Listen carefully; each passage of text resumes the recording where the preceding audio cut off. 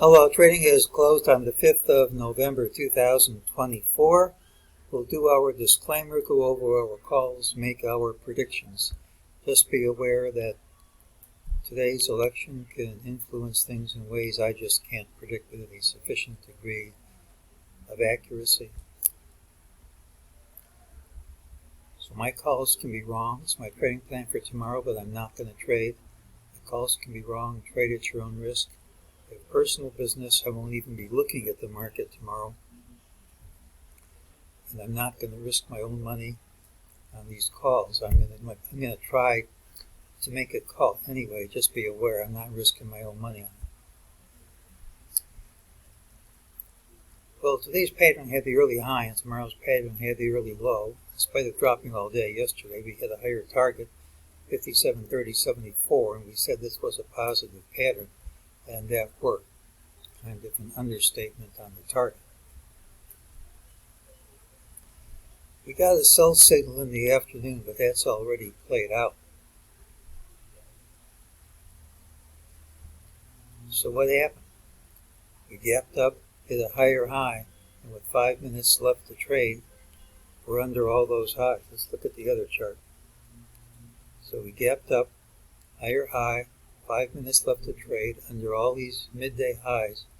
Then with 5 minutes left, we have a wall into the close. When you hit the high of day this late in the day, particularly after consolidating for hours, very often, not always, but very often, that's a false move. And if it is a false move, we're going to gap down under this low and preferably under this one. And if we gap down under this low, which hasn't happened yet, I mean, for all I know, the market's going to like the election result and gap up strongly.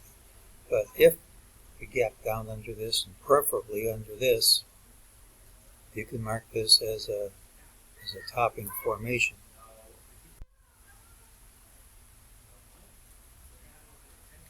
Well, here's how I'm counting this. We had an ABC down with good fibs. You can now count this as A, B, and C black C,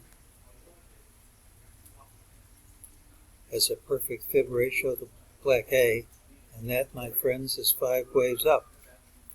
So if we do gap down here, you can count this as an ABC completing wave gold B, and if that happens, we could have a gold C down similar to this one. Now again, none of it's happened, and it's dependent upon gapping down right at the open. But at least if it happens, you've got 5 waves up, and you've got good fibs, and you can explain it.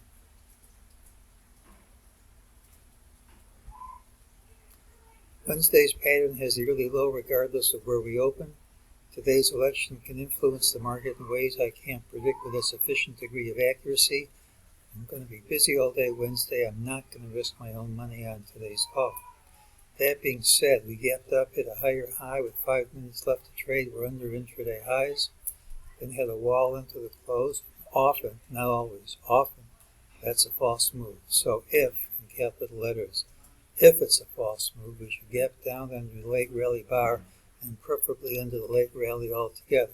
And if, in capitals, that happens, there's a count compatible with today being the end of wave B of an ABC down. Now be aware, the low of day was in the first 5 minutes and the high day in the last, and that's a bullish formation. The negative stuff I have isn't all that strong. If it were stronger, I'd probably employ the mixed signals rules here, but I'm just not. They might still work. I'm just not going to use them. Maybe they'll work. I'm not sure. So we have a candidate for the end of the move, and if it is a candidate from the end of the move, we're going to gap down and start down right from the open. And if that happens, we could very easily have completed a B up and an ABC down, and there could be a sizable drop coming up. And after that drop's over, I think the rally's going to continue. So we'll have to see how we open tomorrow.